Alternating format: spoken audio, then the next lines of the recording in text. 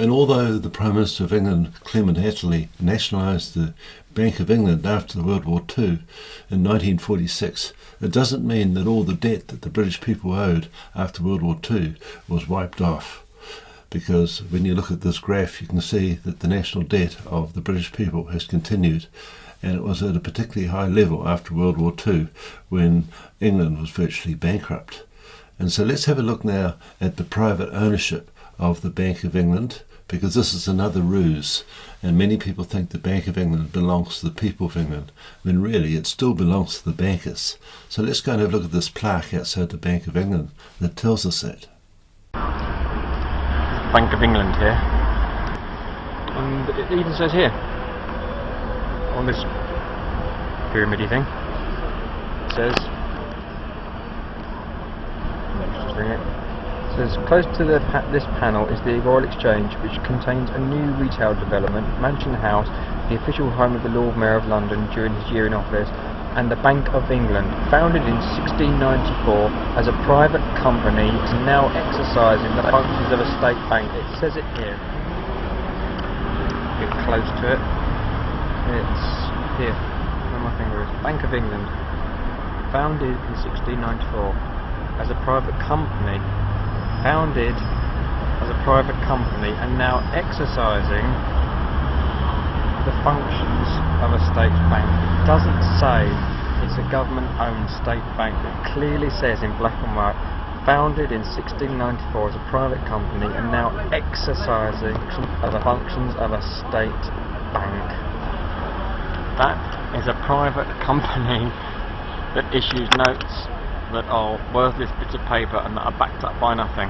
And so the Bank of England is privately owned and carries on the functions of a state bank, and this is what happened during nationalisation, was that the government stepped in and began running the Bank of England, and that's the only nationalisation that's taken place, whereas all the debts still belong to the Jewish bankers. And we know that the Queen of England is part of this ruse because the Queen provides the royal charter to the Bank of England, and in return the King or Queen of England always has some shareholding in the Bank of England, but only a minority. And so let's have a look now at the Queen going down to have a look at the Bank of England. In the City of London, it's money that normally does the talking. But on their visit to the Bank of England, it was what the Queen and Duke of Edinburgh said that has got everyone chatting.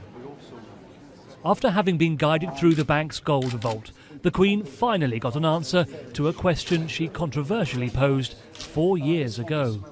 Here at a visit to the London School of Economics in 2008, she was heard asking why nobody noticed the economic downturn coming. Back to today, and he and his group here are going to answer your question from 4 years ago, why nobody saw the crisis coming. And after a brief explanation, another question, this time from the Duke. There's not another one coming. But the Queen, it seemed, was engaged and had plenty to say on the matter. I suppose in money it's very difficult to foresee. But people have got a bit lax, you know? Complacency. And then a question about the city's regulator. Yes, because the financial service, what do they call themselves? The regulator. Financial Services Authority, which was really quite new, wasn't it? Really was. But it didn't have any teeth or something. These are sensitive issues, and while couched largely in question form, the comments may be seen as interference. She's asking the sort of questions that anybody else would ask. Anybody who is in business, anybody who is suffering as a result of the credit squeeze, anybody who is in debt, anybody who really is struggling, they would ask the same questions. It just so happens it was the Queen at the Bank of England. She had a captive audience in the very people that run the economy, so why not ask the questions? In this case, the questions have resulted in a statement from the Financial Services Authority, in which they say, "We've widely acknowledged that the regulatory approach before the financial crisis in 2008 was flawed and has since been completely changed. Parliament is now awaiting royal assent for the Financial Services Bill." Like it or not, the Queen isn't just about handshakes and bouquets. What she says carries a lot of value. How much of an impact these comments will have is the £1 million question. Paul Harrison, Sky News. And so that visit took place in 2012 during the Queen's Jubilee year, 4 years after the financial crash of 2008, which was caused by derivatives traders who created this bubble which burst, and so the bankers are entirely to blame for the 2008 financial crisis, and it wasn't due to complacency. And so the Queen is complicit with the bankers, and the Rothschilds should have been there to meet her because they control the Bank of England. But really, when anyone asks a question about the ownership of the Bank of England, it's usually ignored. Now on behalf of the Europe of Freedom Democracy Group, 1 minute for Mr Batten. President, last October this Parliament introduced 6 new directives giving the EU powers to regulate the UK financial industry.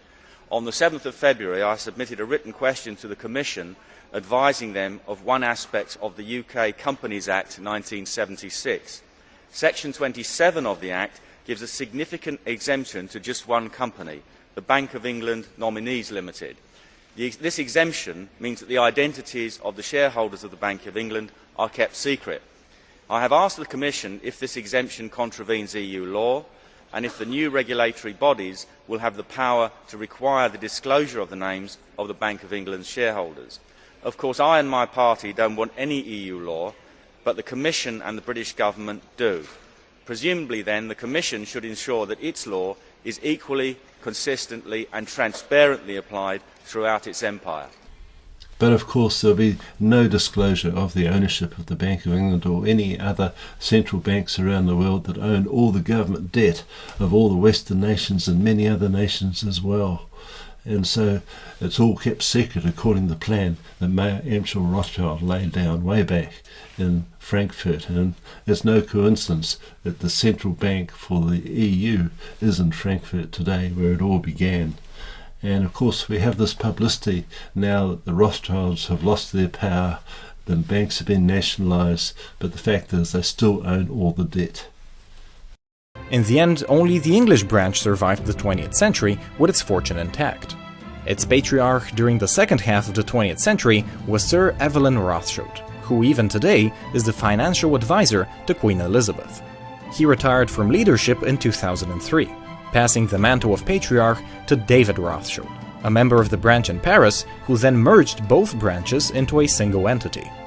He ensured the secrecy of the family's fortune by establishing a complex network of shell companies, starting off in Switzerland but ending God knows where.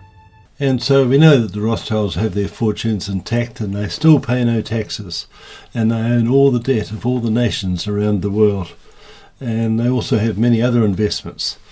And we also know that in the 20th century their wealth grew even more and they became more and more powerful.